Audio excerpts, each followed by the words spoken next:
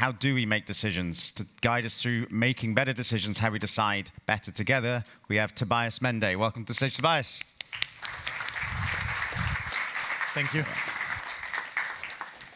Good morning. So this talk is not about AI. I hope that doesn't matter. But I think it's about something we spend a lot of time talking about decisions and how we decide, but not about the methodology and about the underlying principles that we should care about. And this is why most decisions are not made in a really good way and sometimes can be very complex. Let me see. Oh, this works. When do we know a decision is good? Any ideas? You can shout. We measure the outcome. Yes. This is, on one hand, somehow correct. On the other hand, it's also not helpful because we don't know the outcome beforehand, and we can be very good in decision making, but the outcome can still be bad because of economic things that we didn't foresee, that we didn't know. And this means if the outcome is good, we might just be lucky. We might not be good in making decisions. We might just be lucky. And if it's bad, we might just have bad luck. And that means this doesn't help us in becoming better in decision making. So we really need to look at what's before, the information available. If I would say to you, I decided to play Russian roulette, you hopefully wouldn't say, yes, go ahead and let's see how it goes. You would probably tell me, please stop, maybe that's not a good decision. So we need to evaluate based on the information that we have available, not the outcome. And we can become better at using the information available, all the stakeholders, everybody who's affected by the decision, and becoming better in the decision making itself. And also, it depends a lot on the context, right? You might know the Cynefin framework. And what we know is that software engineering is mostly in the complex or complicated area, rarely in the clear area where we have best practices and so on. And in the complex area, and I mean, we know this since 40 years, we need to start doing something first, and then we need to sense, and then we need to respond. So sometimes we try to find the perfect plan, the perfect decision up front in a complex area, which doesn't make any sense at all, because we need to start. We need to have this bias toward action, and then we can move from there. Why do we decide? Well, simply put, we make decisions to exert control over our lives and navigate our environment effectively. That's in private life, but it's also in companies. So some way we want to steer the outcome, and usually we have some kind of a challenge, a tension, a problem, however you might call it, that demands something needs to change. We just need to figure out how. But why is this so difficult? Well, if we look at this kind of decision problem, 1 + 1, is that difficult? No, because there's only one good answer. That's true, and everything else is just wrong. Easy. What about this one? Where are we going to have dinner tonight? I mean, it's still early. We are maybe thinking about lunch, but where are we going to have dinner? Many more options, especially in Berlin, a lot of good options. And here we have Fredkin's paradox, right? The more equally attractive two alternatives seem, the harder it can be to choose between them. So decisions are only difficult if you have a lot of options that are seemingly good. And all the others we already excluded, like going to Lidl, getting a can of dog food for dinner, might be an option, but none we would have considered, I guess. So why does it matter to decide together? Because we are probably okay with deciding alone, but we should decide together with the team, with the company. And first of all, of course, more brains, more brain power, more computation, so to say. We can use the swarm intelligence. Also, we benefit from the diversity of experience, of culture, of background, of different perspectives just.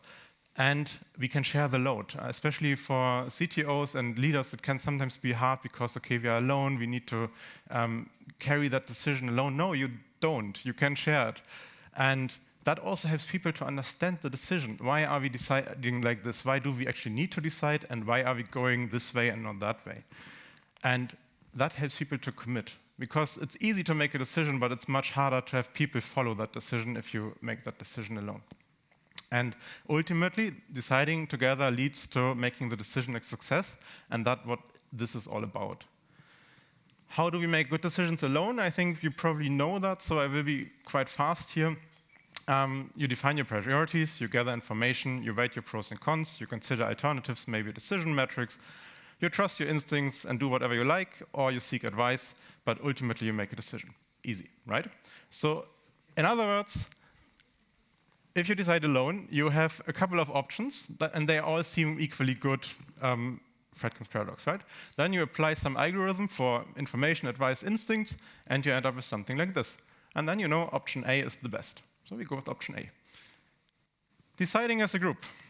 Well, you have the gorilla, you have some other team members, and I leave it to you to figure out which animal is which of your colleagues.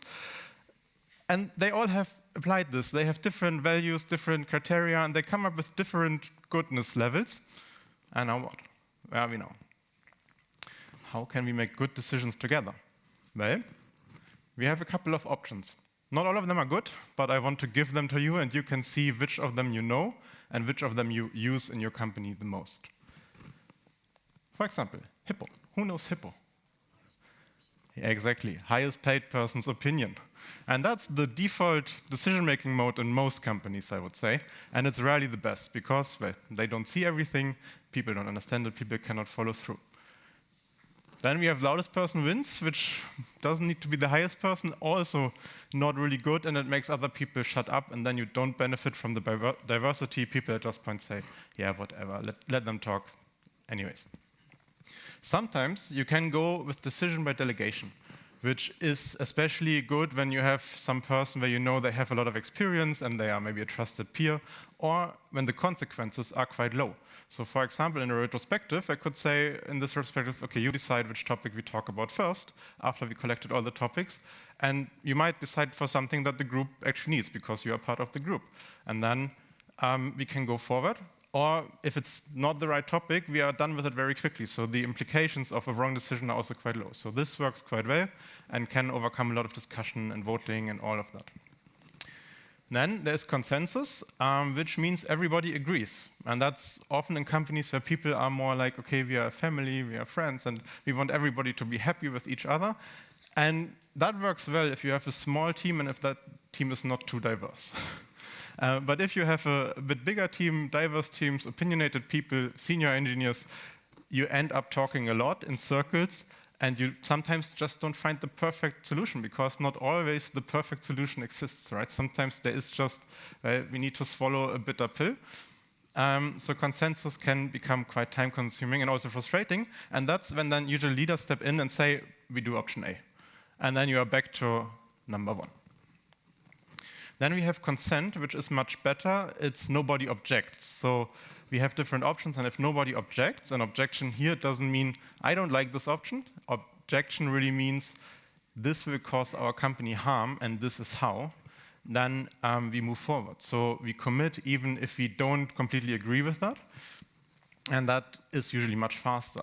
We can do even better with consent with integrative objection handling, where we see which kind of objections are coming up, and then we figure out how can we evolve the initial decision, the initial proposal, to kind of accommodate for that. Then, something I really like is systemic consensing. Who knows that? Okay, Darina, good. And it's good that my next slides are about this topic then. We also have a proposal and advice process. Who knows something like that? Few more. Okay, we will also get to that a bit more in detail later. And then, of course, we have rolling a dice. And if you love about this, you might know it, but I will explain why this is actually a serious suggestion. You can also vote, yes, of course. I can say there are many more options. This is just a very short list. We also only have 25 minutes, and I usually give full-day workshops about this topic. So I needed to compress things a bit, but you are absolutely right. Voting is also a topic. Systemic consensing, how does it work in a nutshell? First, we create a shared problem understanding. This is really important. You are coming together with a group of people who are influenced or affected by the decision potentially, and you create a shared problem understanding. Why do we actually sit here and want to decide something? Why do we need to change something? And only when people understand that, you can move forward and find as many solution options as possible. That would be another talk, how to do that. Don't do brainstormings, they don't work. But this, you find with the team collectively a lot of solution options, go wide, go crazy, and then you ensure everybody understands those options again, because otherwise, next step wouldn't make sense. Because only when everybody understands the options, we can check the individual resistance. And this is interesting because 0 here means no resistance at all, and 5 means objection, basically, absolute resistance. And then you collect the results. The nice thing is you can do this very graphical in a table, and I have a small example to make this a bit more speaking. So Alice, Bob, Eve, Max, and Martha are a team. Martha notices that the team spirit has decreased since all members are working fully remote. What are we doing about this? We have the problem, we have the team members, and they came up with a couple of options. First is always the status quo, change nothing, because if that has the lowest resistance, good luck in changing anything, because people will resist. And then we have a couple of other options, go back to the office, meet in the office once a week, meet for an on-site every quarter, or do more team programming remotely. Then everybody gives their resistance, and in this case, we see the lowest resistance would be the last one, do more team programming remotely. That's easy. Everybody can see this is clearly the best option for the team. Sometimes it's a bit more difficult, and that's where we have 2 options that have the lowest resistance, kind of. And also we see with do more team programming remotely, Martha is basically objecting, and Alice is absolutely for it. So now is a good time to check in why is the resistance so high, and what kind of objections are coming up. We can continue with integrative objection handling here. So basically, we have those 2 options. All the others are off the table now. And we can see what's the reason. And Martha says, well, I don't think this will solve the problem. Well, OK. My power tool for getting people to buy into a decision is, can we try it for 2 weeks? Or can we try it for 4 weeks? And that kind of integrates the objection by saying, hey, we can go back and discuss this again. And people are usually fine with, OK, 2 more weeks, I can do it. And often you are surprised that actually, after 2 weeks, they say, wait, this is amazing. I don't want to work any other way anymore. So this works. And also, then rolling a dice, serious option. Because this is Fredkin's paradox, the first part, but the second part says, no matter that to the same degree, the choice can only matter less. Which means if we do all those things, and if we have gotten all the information, systemic consensing, and we still have a lot of options that look all equally good, maybe it's not that important as you think. So maybe just roll a dice and move on. And because sometimes it's much more important to get moving than to figure upfront what's the perfect decision to make. But we can do even better, of course, and that's through distributed decisions. How this is done in a nutshell, it's a tension-based proposal process, so it's based on a felt tension between how the organization currently works and how it could work. And it's also document-based, so the person who feels the tension writes it down. What's my tension, what do I see, and so on. And also, what's my proposal, how we can resolve that tension, because I feel it, I probably have an idea. And you might go even further with a risk assessment, like, can this change cause harm? Is this reversible? What's the cost of doing nothing? And so on. And that gives people a way to read it, to understand it, to ask questions, and to give feedback that can be integrated to improve this thing. And this can be done completely asynchronously. It can also be done that you come together after reading the proposal and discuss it a bit, but usually async works very well here. And then it's time for people to raise their objections and say, OK, this will cause harm because of this, and so on. And we can then integrate the objections, and if all objections are handled, we default to yes, which means the entire organization, or at least all the people affected by this change, will work according to this proposal, and everybody is free to raise a new proposal. And this is also why it works. First of all, the change becomes understandable because we think about it, we document it, we write it in simple words. And we don't have endless discussions around what's the best solution forward because we make a concrete proposal, and because I felt the tension is also on me to give the proposal, and other people didn't feel the tension enough to write about it, so it's not their time to speak, but they can give, of course, feedback.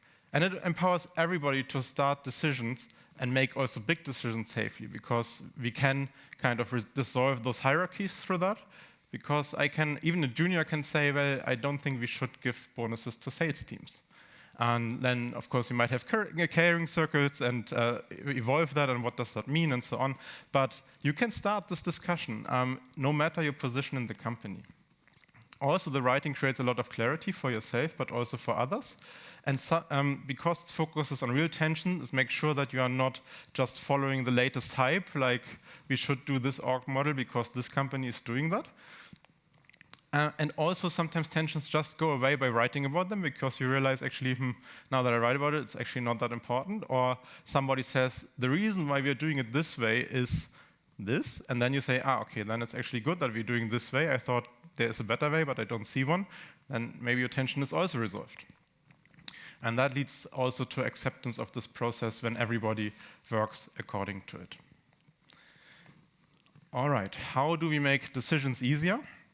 And I'm already starting to wrap up. Make decisions more often. This is like kind of, if you know continuous deployments, the saying was, if it hurts, do it more often. Same is true with decisions, because the more often we do them, the more used we get to use those tools, and the easier it is. Like systemic consensing in the beginning might take you a long time, but later it might take just 5 minutes per decision to go through that, to check the resistance and so on, especially when you already have the ideas outlined and the options outlined, and maybe written the proposal or at least the tension down so that people understand what are we actually talking about, why are we here today, why do we want to discuss a change. Also, making them more often leads to the decisions are becoming smaller, because sometimes we tend to try to foresee the entire future and make the topic bigger and bigger, and we need to also think about this and then that, and in the future we might do this, and it becomes a huge topic. Same like with software projects, basically, right? I mean, same people, same problems. So it can become very big. But if you make them more often and more smaller and say, okay, this is maybe just a decision for the next month, or we can find a smaller decision to make first to try something that moves us in the right decision, like incremental discovery, that can help as well. Also, make decisions safer. This is about psychological safety on the one hand, but people need to feel safe to decide something. If you then blame them for a bad outcome, again, maybe they used a very good process, but the outcome, because of bad luck, is bad. Then it's only a question, are they accountable for that, and are they evolving and moving on with that decision? Or are they just giving up? But it should be safe to fail, because experimenting is the culture you need in the world we are in. And if your experiments don't fail, you don't try hard enough. But also, making decisions safer is sometimes about making a more reversible or a cheap decision first, right? If we do a big organizational change, it's very hard to reverse, but sometimes we can maybe try something out in one team or so on. And then, make sure the problem is the real problem. Who had the problem that they needed to lay off people? Some hands up. It was a trick question, because that's not a problem. That's actually a solution you chose. And this is a hard thing to say, but the actual problem was probably something like we are burning money faster than we make it, and we need to let go the entire company when we don't fix this within 1 year. But by already narrowing it down to we need to lay off people, the conversation shifted from the big thing, how can we make more money, how can we reduce our spend, to who are we laying off? How are we telling them? How are we telling the rest? What is with the compliance and so on? So very different topics. And we see this a lot, that people already come with a solution and then figure out in this very small space how to do this right. But if you go for the bigger space, and some companies do it with this example, you can come up with other ideas and other options. For example, everybody reduces their salary by half for some time. Some companies did it, they didn't lay off. So there are other options when you have a bigger problem space and a bigger solution space. And that's something to look for. Are we already talking about what we need to do? Then it's probably already a solution. Otherwise, we go back to the problem space. To wrap up about me, I'm still Toby. Please give me feedback. You can do this with this QR code. The only mandatory field there is the rating, which hopefully makes sense to everybody. There's also some slides with a longer version and about also idea generation and so on, and you find my LinkedIn there. Well, I still help founders build high-performing, self-managing organizations together with Darina, and I'm doing this mostly with through leadership consulting, technical agile coaching, interim engineering leadership, and also workshops, courses, and mentoring. And I want to leave you with this question: which decision will you make differently tomorrow? Thank you.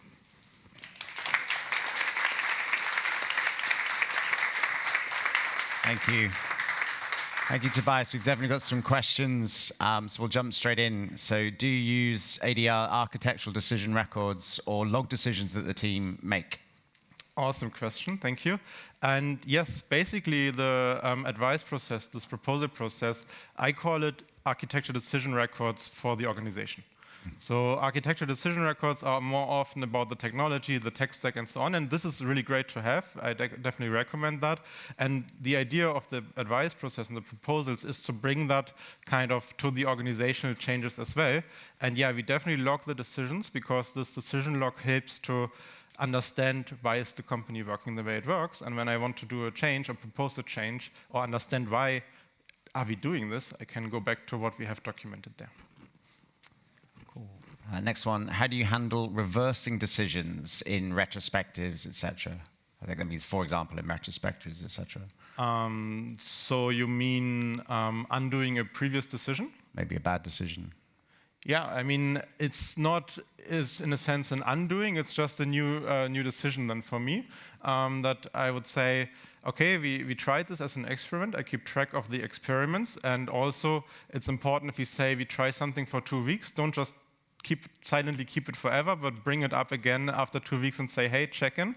We said we want to re-evaluate after 2 weeks, and then we do a voting with the team and see how the team feels about it. Was this good or was it bad? Sometimes it's very thumbs up, thumbs down, and if everybody says, no, that was bad, then we can open up the conversation about how can we do better. Maybe we learned something in these 2 weeks, for example.